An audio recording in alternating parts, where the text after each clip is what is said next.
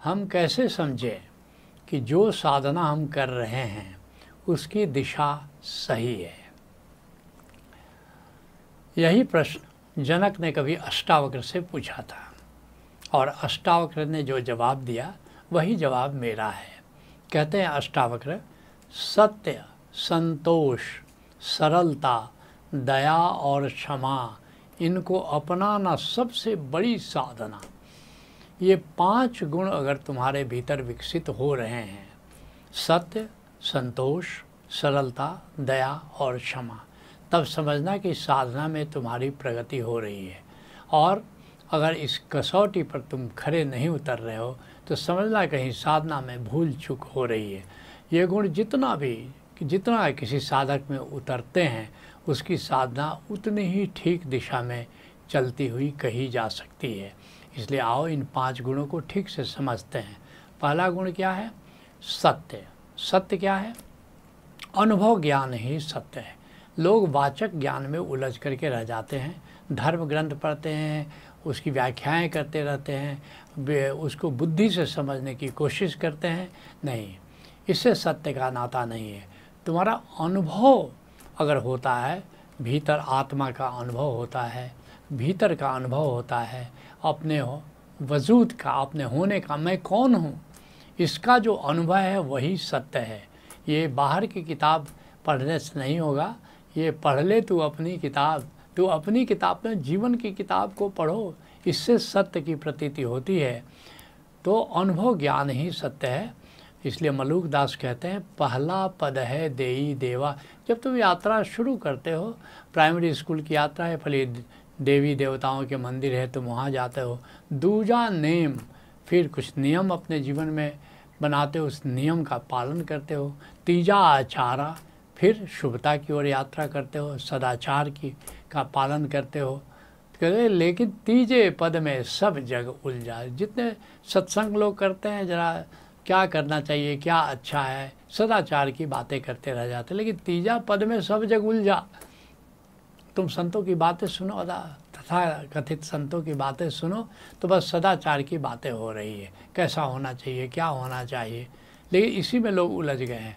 चौथा अपरंपारा, मलूक दास कहते हैं, लेकिन चौथा पद अपरंपार है। क्या है चौथा पद?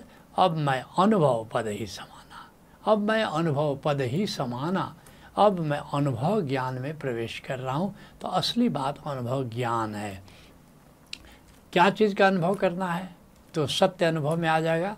यारी साहब कहते हैं, तब तक लगी खोज चला जावे, जब तक मुद्दा नहीं हाथ आवे। खोजते रहो, एक दिन मुद्दा हाथ में लग जाता है। वह मुद्दा क्या है?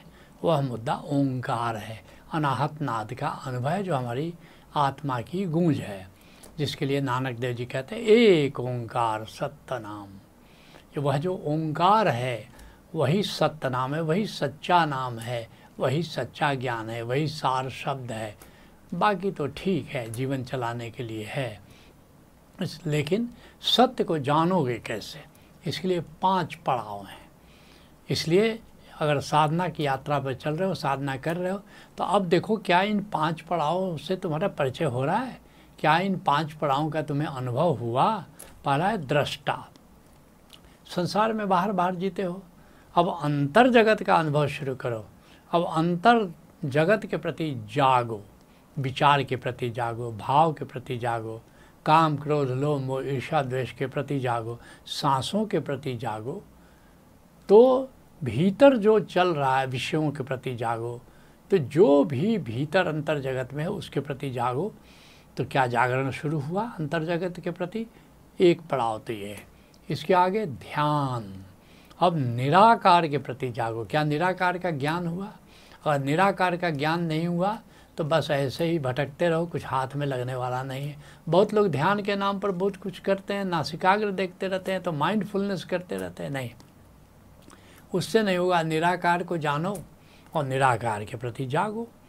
फिर तीसरा है साक्षी। ध्यान से अब आत्मा को जानो। अगर आत्मा को तुमने नहीं जाना, अंतर आकाश को नहीं जाना, तो फिर तो बातें हैं, बातों का क्या, राख ही राख है, इस राख में क्या रखा है। और आत्मा को जानकर साक्षी में रहो। साक्षी में क्या मतलब? आत्मस्मरण में रहो, सेल्फ रिमेम्बरेंस में रहो। क्या साक्षी घटित हुआ? क्या अधिक से अधिक साक्षी में रहते हो? ये तीसरा पड़ाव है। और फिर समाधि। अब जरा अंतर आकाश में डुबकी लगाओ। ये जागृत, सुषुप्ति और स्वप्नावस्था में ही विचरण करते रहो। क्या इसी में ज़िंदगी समाप्त हो जाएगी? कि जो चौथी तुरीय अवस्था है, समाधि की अवस्था है, उसमें रहो, जहाँ पर जस्ट अवेयरनेस, होश मात्र, न विचार है न समय है, सिर्फ होश है। क्या तुमने समाधि को प्राप्त किया? और पांचवा पड़ाव सुमिरन है। क्या तुमने ब्रह्म को जाना? और ब्रह्म को जान करके ब्रह्म को प्रेम किया? ब्रह्म की याद में तुम जी रहे हो? अगर ब्रह्म की याद में जी रहे हो, गुरु साहिबान कहते हैं सांस सांस सुमिरे गोविंद, तो निश्चित साधना में तुम्हारी प्रगति हो रही है। और जितना अधिक सुमिरन चल रहा है उतना अधिक तुम्हारी प्रगति मानी जाएगी। तो पहला है सत्य। दूसरा क्या है? संतोष। संतोष क्या है? जो मुझे प्राप्त है वह मेरी पात्रता से अधिक है। लोग तो उल्टा सोचते हैं कि मेरी योग्यता तो बहुत थी, मेरी पात्रता तो बहुत थी, लेकिन मुझे मिला नहीं, और शिकायत भाव में लोग जीना शुरू कर देते हैं। नहीं, अगर तुम्हारे भाव आता है कि नहीं मेरी योग्यता क्या थी, मेरी पात्रता क्या थी, प्रभु ने कितना कुछ दिया है, अपनी करनी थोड़ी सी है, उसकी मेहरबानी बड़ी है, पता नहीं कैसे सब अपने आप हो रहा, ये संतोष है। तो कि जो मुझे प्राप्त है वह मेरी पात्रता से बहुत अधिक है। और कैसे पता चले संतोष है? निष्कामता घटित हो जाती है, अर्थात फल का कोई आग्रह नहीं होता। जो प्रभु ने दिया बहुत बहुत है, इसको बहुत बड़ा गुण मानते हैं। कहते हैं अष्टावक्र, हे जनक, कामना जैसी व्याधि नहीं और निष्कामना सी समाधि नहीं। कामना बहुत बड़ा रोग है और निष्कामना बहुत बड़ा स्वास्थ्य है। एक संत कहते हैं, गोधन, गजधन, बाजधन और रतन धन खान, आज जब आवे संतोष धन सब धन धूर समान। पुराने ज़माने की उपमा है। पुराने ज़माने के बाद जितनी गायें रहती थी दुधारू, जितने घोड़े रहते थे, हाथी रहते थे, जितने हीरे जवाहरात रहते थे, लोग उनको धनी मानते थे। लेकिन कहते हैं कि ये सब तुम्हारे पास है और संतोष नहीं है तो गरीब हो, दीन हो। जब आवे संतोष धन सब धन धूर समान। संतोष प्राप्त हो गया तो तुम सबसे बड़े धनी हो। और क्या होना चाहिए? कैसे पता चला कि तुम्हारे पास संतोष का धन है? कि अहो भाव में जीना शुरू करो। अहो भाव, एक थैंकफुलनेस हो, एक कृतज्ञता हो, एक धन्यवाद का भाव हो। इसीलिए कई बार तुमने मुझसे सुना होगा कि अध्यात्म है क्या? शिकायत से अहोभाव की यात्रा का नाम अध्यात्म है। तो जितना तुम्हारे भीतर अहोभाव है, समझना कि साधना में उतनी तुम्हारी प्रगति हो रही है। और अगर जितनी शिकायत में तुम जी रहे हो, इसका मतलब अभी साधना ठीक से शुरू नहीं हुई है। तो दूसरा गुण है संतोष। तीसरा गुण क्या है? सरलता। सरलता क्या है? सरलता में पहली बात है निरहंकारिता।